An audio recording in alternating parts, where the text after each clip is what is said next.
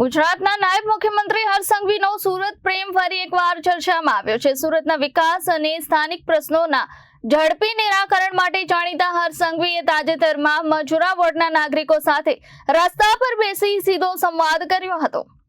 ગુજરાતના નાયબ મુખ્યમંત્રી સુરતના મજુરા બેઠકના ધારાસભ્ય હર્ષ સંઘવીનો સુરત પ્રત્યેનો પ્રેમ ફરી એકવાર લોક ચર્ચાનો વિષય બન્યો છે।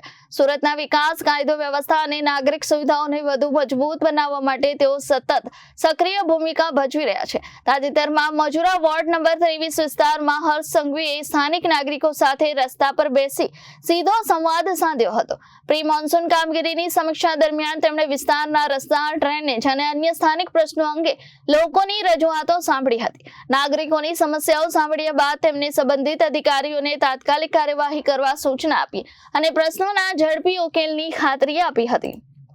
Bureau report Janadesh news Surat.